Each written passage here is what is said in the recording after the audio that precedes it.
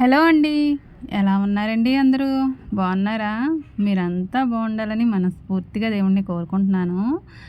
ఈరోజైతే నేను అమ్మతో కలిసి కొన్ని పనుల్లో అయితే కలిసైతే చేశాను నేను. అమ్మ రోజు ఏదో ఒక పని చేసుకునేది. నేనేమో ఏ కూరొండో, ఏ టిఫిన్ వేసేసో నార్మల్‌గా ఉండేదాన్ని. కానీ ఈరోజైతే కొన్ని పనులు అమ్మ చేసుకుంటుంటే అమ్మతో పాటు నేను కూడా చేశాను. చాలా హ్యాపీ. ఇక అమ్మతో కలిసి నేను ఏమేం పనులు చేశానో, ఏమేం వంటలు చేశామో మీకు చూపిద్దామనైతే వీడియో తీశాను. చిన్నదేనండి వీడియో.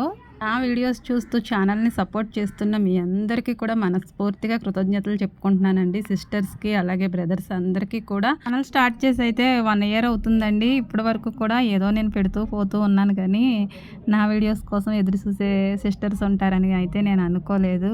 థ్యాంక్స్ అండి మీ అందరికీ కూడా. మీ సపోర్ట్ వల్ల నేను ఇంకా వీడియోస్ చేయాలనే ఆసక్తి అయితే నాకు కలుగుతుంది. ఇప్పుడు సపోర్ట్ ఉంటేనే కదండీ ఏదైనా చేయాలనిపిస్తుంది. మీరిచ్చే సపోర్ట్ నాకు ఎప్పుడూ ఉండాలని అయితే మనస్ఫూర్తిగా కోరుకుంటున్నాను. అయితే టిఫిన్ కోసం బియ్యము ఇంకా మినపప్పు అయితే నానబెట్టేసి కడిగేసి మిక్సీ అయితే పట్టేశాను. అదైతే ఒక బాక్స్‌లోకి అయితే తీసుకున్నాను.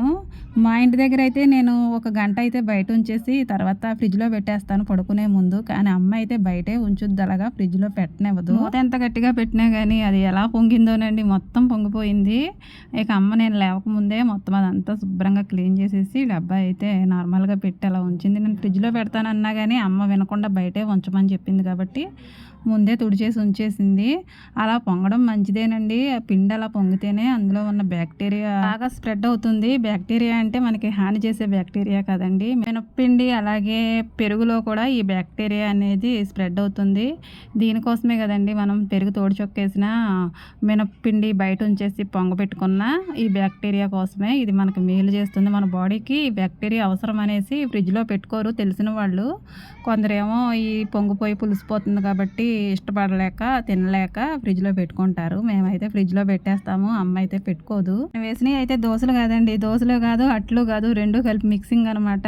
మినపప్పు ఏమో ఎక్కువ, బియ్యం ఏమో తక్కువ. సమపాళ్ళలో అయితే పొయ్యలేదు. ఇవి టేస్టీగా చాలా బాగుంటాయండి. అందులోనూ బయట ఉంచేసాం కదా పులియనట్టు ఉంటుంది పిండి. చాలా టేస్టీగా ఉంటాయి. ఇక పిల్లలకి పెట్టాను. మొత్తం అందరికీ కూడా వేశాను. వేయడం అంత ఈజీగా అవ్వదండి. చాలా టైం పడుతుంది కదా. అందుకే నిలబడలేక స్టవ్ అయితే కిందకి దించేసుకుని అట్లు వేశాను. అట్లు వేయడం అయిపోయిన తర్వాత అన్నయ్య ఏమో చేప తీసుకొచ్చాడు. దాన్ని అయితే ముక్కలలా అయితే కట్ చేసుకుని తీసుకొచ్చేసాడు. ఇక మేము దాన్ని శుభ్రంగా రాయికి పెట్టి అయితే రుద్దేసి దాన్నున్న నీచంతా కూడా వదిలించేసి తర్వాత దాన్ని శుభ్రంగా అయితే కడిగేసాము. అమ్మ చేస్తూ ఉందండి. ఈ లోపు నేను అట్లు వేసేసి అమ్మకి సాయం చేసినట్టు ఉంటుంది. త్వరగా అయిపోద్ది కదండి పని. అందుకని నేను కూడా కలిసి అయితే అమ్మతోటి చేపలు కడిగేసాను. చేపలు అయితే కడిగేయడం పూర్తి అయిపోయింది. ఫస్ట్లో అయితే ఉప్పు పసుపు వేసి మరీ కడిగామండి. ఇక ఆ పని అయిన తర్వాత ఉల్లిపాయలన్నీ చిన్న ముక్కల్లో అయితే కట్ చేసుకుని ఇలా మిక్సీలో వేసుకుని నేను పచ్చగా అయితే తిప్పుతూ ఉంటాను. 2-3 సార్లు అటు ఇటు తిప్పితే అయిపోతుందండి. మరీ జ్యూసీ లాగా కాకుండా కొంచెం బరగ్గా అయితే మిక్సీ పట్టుకోవాలి. ఇలా చేస్తే చేపల కూర మరీ పులుసులా కాకుండా మరీ థిక్గా కాకుండా నార్మల్గా ఉంటుందండి. గ్రేవీ బాగుంటుందని ఇలా చేస్తాను నేను. ఉల్లిపాయలు అయితే మిక్సీ పట్టేసిన తర్వాత అమ్మకి ఇచ్చాను. అమ్మ అయితే ముందు చేప ముక్కలన్నీ కడిగేసినవన్నీ ఒక దాకలో వేసుకుని ఉప్పు అయితే సమానంగా వేసేసిందండి. తర్వాత ఉల్లిపాయ పేస్ట్ కూడా వేసేసింది. కొంచెం పసుపు కూడా వేసింది. తర్వాత సరిపడా కారం అయితే వేసింది. ఇది నీచు కాబట్టి కారం కొంచెం ఎక్కువే పడుతుందండి. చేపల కూరలో అయితే థిక్గా కనపడాలి, కలర్ఫుల్గా ఉండాలి కాబట్టి కారం కొంచెం ఎక్కువే వేసింది. వేసైతే ముందు అలా కలుపుతుందండి. తర్వాత ఆయిల్ కూడా వేసేసి తిప్పేస్తుంది. మొత్తం తిప్పేసిన తర్వాత నీళ్లు పోస్తుంది. అమ్మ ఇలా పాతకాలం పద్ధతిలోనే ఎప్పుడు చేపల కూర వండుతుందండి. నేనైతే ముందు ఆనియన్స్ని నూనెలో వేయించిన తర్వాత చేప ముక్కలు వేస్తాను. కానీ అమ్మ మాత్రం ముందే ఇలాగా అన్నీ వేసేసి దాన్ని చేత్తో అయితే కలిపి తర్వాత నీళ్లు పోసి పొయ్యి మీద పెడుతుంది. ఈ పద్ధతిలో కూడా చాలా బాగుంటుందండి. మేము చిన్నప్పటి నుంచి తినే పద్ధతే ఇది. ఇప్పుడు రోజులు మారాయి కాబట్టి మనం కూడా అంతో ఎంతో మారాలి కాబట్టి నేనైతే వేరే పద్ధతిలో వండుతాను. మారాలనేమి కాదులేండి. ఒక్కొక్కరికి ఒక్కో వే ఆఫ్ ఉంటుంది కదా. నేను ఉండే పద్ధతి వేరు, అమ్మ ఉండే పద్ధతి వేరు. ఎవరి పద్ధతిలో వాళ్ళు అయితే వండుతూ వెళ్ళిపోతారు. ఇంకా చింతపండు అయితే నానబెట్టేశానండి. కూర కూడా దగ్గర పడిపోతూ ఉంది. చింతపండు రసం ఏమో అమ్మను వేసేయమని పిలిచాను. చింతపండు అయితే పిసికేసి అమ్మ రసం అంతా కూడా అందులో పోసేసింది. సరిపడా పులుసు ఉండేంత వరకు చింతపండు రసం అయితే వేసింది. చింతపండు మేము తక్కువే వేసుకుంటామండి. చేపల కూర అని ఏమీ ఎక్కువ వేయము. ఇంకా మా చేపల కూరలో అయితే చింతపండు ఎక్కువ వేయమండి. పుల్లగా ఉంటే మాకు ఇష్టం ఉండదు. ఉండదు, నార్మల్గా ఉండాలి, సమానమైన పులుపు ఉంటుంది. తిన్నానని కాదండి, చింతపండు రసం కొంతమంది ముందే వేసుకుంటారు, మేము మాత్రం సగం ఉడికిన తర్వాతే వేస్తాము. ఇక చింతపండు రసం వేసిన తర్వాత దాని మీద మూత అయితే పెట్టేసాము. ఇందులో అయితే మసాలాలు అలాంటివి ఏమీ వేయమండి, ఓన్లీ వెల్లుల్లిపాయలు జీలకర్ర మాత్రమే వేస్తుంది అమ్మ. ఇక ఉండేదే అమ్మ పద్ధతిలో కాబట్టి ఇక నేను కూడా వెల్లుల్లిపాయలు జీలకర్ర అయితే నూరేసి అందులో వేసేయొచ్చని హడావిడిగా అయితే నూరేస్తున్నాను. శనకాయల్లోనూ మిక్సీ జార్ చిన్నది లేదండి, పెద్ద వాటిలో మరి ఎంతని పడతామో నలగదు కదా, అందుకే ఇది ఈజీగా అనిపించింది నాకు. నూరేసి కూరలో కూడా వేసేసాను. ఇక లాస్ట్లో అయితే కొన్ని నీళ్లు కూడా పోసేసి దాన్ని మొత్తం ఊడ్చేసానండి. శనకాయలను పట్టుకుని ఆ నీళ్లు కూడా ఇందులో ఉంచేసిన తర్వాత నేను గరిటె పెట్టి తిప్పబోయాను, కానీ అమ్మ అయితే అలా తిప్పితే ముక్క అంతా పాడవుతుంది అనేసి ఇలా తిప్పాలని మసిగుడ్డ అయితే పట్టుకుని ఈ దాకన మొత్తం అంతా కూడా ఇలా కదిపిందండి. మొత్తం జీలకర్ర వెల్లుల్లిపాయలు మొత్తం అంతా కూడా మిక్స్ అయ్యే వరకు తిప్పేసి స్టవ్ మీద ఇంకా అలా అయితే ఓ 10 నిమిషాలు ఉంచేసాము. ఆ తర్వాత ఇక స్టవ్ అయితే ఆఫ్ చేసేస్తాము. కూర అయితే ఉడికిపోయినట్టేనండి. లో ఫ్లేమ్లో పెట్టకూడదు. చేపల కూర ఓన్లీ హై ఫ్లేమ్లోనే పెట్టుకుని అయితే ఉడికించుకోవాలి, లేదంటే ముక్క అయితే చిమిడిపోతుంది కదండి. ఇక అందరికీ తెలిసిందే, ఎక్కువ మంట మీద చేపల కూర ఉడికితే చాలా బాగుంటుంది, ముక్క పీస్ అవ్వదు. చాలా పర్ఫెక్ట్గా వచ్చిందండి, చాలా టేస్టీగా కూడా ఉందన్నారు. పిల్లలు ఆల్రెడీ తినేశారు కాబట్టి చెప్తున్నాను. ఇంకా పిల్లలకేమో అన్నం పెట్టేశాను, వాళ్ళకి ఒక్కొక్కరికి కూడా వడ్డించేశాను. మా వాళ్ళు ముగ్గురు, ఇక మేనల్లుడు మేనకోళ్ళు, ఇంకొక ఆవిడ ఉందండి, ఆవిడేమో వాళ్ళ గదిలో తింటుంది.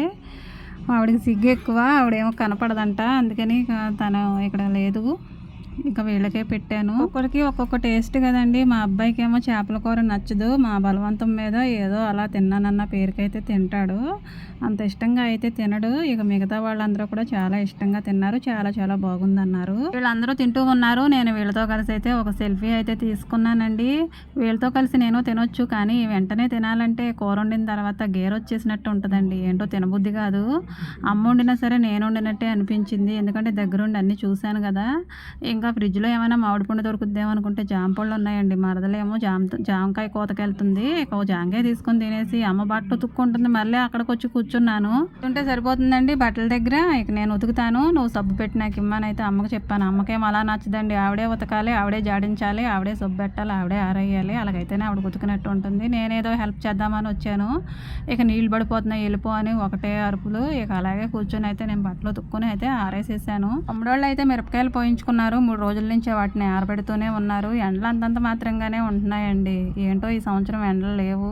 తలుచుకుందంటే మే నెలలో మరి ఏదో విధంగా మనల్ని ఎండదెబ్బ తీసేస్తుంది, ఎప్పుడు చెప్పలేం. కానీ ఇంక ఈ బరకాలు అయితే మినుములు అవి ఆరబెట్టినాయండి, ఇక్కడ తీసుకొచ్చి ఇక్కడ వేసేసారు రాత్రి. అవన్నీ కూడా మడత పెట్టాలనుకుంటా. ఆ బరకాల సంగతి నాకు ఎందుకులే, వాళ్ళు మడత పెట్టుకుంటారులే అనేసి ఇక మేకపిల్లలు అయితే మధ్యాహ్నం అయిపోయింది కదండి, నీళ్ళ కోసం ఎదురు చూస్తున్నాయి. ఈ 2 మేకలకి ఒక గిన్నెలో నీళ్లు పెట్టాను, పాపం చాలా దాహంగా ఉంది. ఎండ లేకపోయినా కానీ ఎంతైనా ఎండాకాలం కదండి, మంచినీళ్ళు మరి ఎక్కువగానే అవుతాయి. ఈ పశువులు పక్షులు ఇవన్నీ కూడా పాపం అల్లాడిపోతూ ఉంటాయి, మనం పెడితేనే కానీ వాటికి నీళ్ళు ఎక్కడివ్వండి. ఈ చిన్నపిల్లనేమో బోన్లో పెట్టి ఉంచుతారు. మా ఇంటి దగ్గర ఉన్న గొర్రెపిల్ల దీని వయసు కూడా ఒకటేనండి, కానీ ఇది ఇంకా మేత తినట్లేదు, నీళ్ళు కూడా తాగట్లేదు. ఏదో తాగినట్టు యాక్షన్ చేస్తూ ఉంది కానీ తాగట్లేదు. ఇంటి దగ్గర ఉన్న బుడ్డు గొర్రెపిల్ల ఏమో నీళ్ళు తాగేస్తుంది, పాలు తాగేస్తుంది, మేత కూడా పొట్ట నిండా తినేస్తుందండి. ఎవరు పొట్ట కోసం వాళ్ళు చూసుకోవాలన్నదే మా గొర్రెపిల్లని చూసి నేర్చుకోవాలండి, ఎంత ముద్దుగా ఉంటుందో. ఇదేమో ఏమీ తినట్లేదు ఇంకా, వాళ్ళ అమ్మ దగ్గర పాలు తప్పించి. దీంతో కూడా ఒక ఫోటో అయితే తీసుకున్నానండి. తర్వాత కోళ్ళు ఉన్నాయి, ఈ పని అంతా కూడా అమ్మే చేసుకుంటుంది పాపం, తనకు కొంచెం రెస్ట్ ఇద్దామనేసి ఈరోజు వీటికి మేత వేస్తున్నాను. నేను వచ్చిన దగ్గర నుంచి ఒక్కోసారి నాకు గుర్తొచ్చినప్పుడల్లా వీటికి మేత వేస్తున్నాను.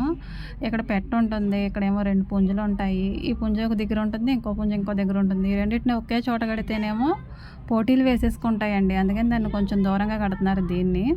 రోజు అమ్మ చేసుకునే పనుల్లో ఏదో ఉడత సహాయం అన్నట్టు నేనేదో కొద్దిగా అయితే చేసి అయితే చాలా హ్యాపీ అండి.